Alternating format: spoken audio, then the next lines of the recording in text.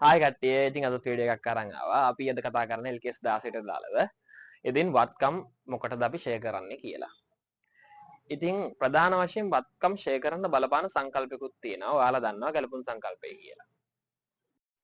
ඉතින් ගැලපුම් සංකල්පය කියනවා ආදායමට එරෙහි වියදම ගලපන්න ඕනේ කියලා. ඒ කියන්නේ සසදන්න ඕනේ. ව්‍යාපාරයේ ආදායම් ජනිත කරොත් ඒ ජනිත කරන ආදායම වලට අදාළව වියදම සසදන්න ඕනේ. ඒක තමයි ගැලපුම් සංකල්පය කියන්නේ.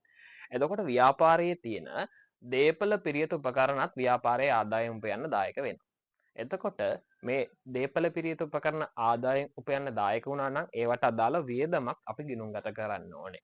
එතකොට පළවෙනිම හේතුව තමයි වත්කම් ෂෙයා කරන්න ගැලපුම් සංකල්පයට අනුගත වීම සඳහා. ඒ කියන්නේ ව්‍යාපාරයේ ඒ ආදායම් උපයන්න දේපල පිරියත උපකරණ දායක වුණා. ඉතින් ඒ සඳහා අපි අදාළ වියදම ගලපනවා.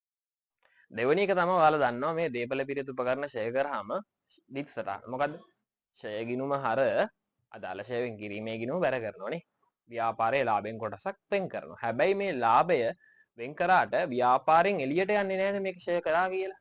ෂෙයා වෙන් කිරීමක් කරාට මුදලක්වත් කිසි දෙයක් ව්‍යාපාරයෙන් එළියට යන්නේ නැහැ. ඒ කියන්නේ මේ අනාගතයේ වත්කම් නැවත අත්පත් කර ගැනීම සඳහා අර මුදලක් තමයි අපි මේ නිර්මාණය කරගන්නේ. ඒකට අපිට දෙවෙනි එක විදිහට ගන්න පුළුවන් අනාගතයේදී එහෙම නැත්නම් ඵලදායී ජීවිත කාලයේ අවසානයේදී නැවත වත්කම් අත්පත් කර ගැනීම සඳහා අර මුදලක් ව්‍යාපාරයේ තුලම ඇති කිරීම. ඒක තමයි අපිට දෙවෙනි එක විදිහට ගන්න වෙන්නේ. එතකොට ෂෙයා කරන්නයි කියලා තව හේතුවක් ඇහුවොත් කවුරු හරි වාට කියන්න පුළුවන් වත්කම් වල නිවැරදි ධාරණාගය ගිණුම් පොත්වල නිරූපණය කිරීම සඳහා කියලා. ඒ කියන්නේ මොකද්ද? දැන් අපේ මූල්‍ය ප්‍රකාශන කට්ටලය අරගෙන ඇල්මැති පාර්ශවයන් බලනවනේ. එතකොට ඒගොල්ලෝ බලන්නේ එයාලගේ තීරණ ගැනීමේ ක්‍රියාවලියට. ව්‍යාපාරයෙන් සම්බන්ධයෙන් ඒගොල්ලෝ ආයෝජනය කරනවද? ව්‍යාපාරේ ණය සපයනවද? ඒ වගේ දේවල්.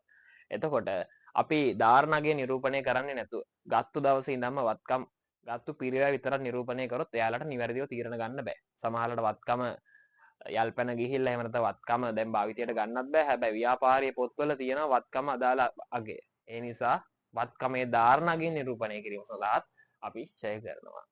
ඉතින් ඊට තව වීඩියෝ එකකින් හම්බ වෙන බලාපොරොත්තු වෙන. ඉතින් මේ වීඩියෝ එක මෙතනින් ඉවර කරනවා. කට්ටියටම good luck.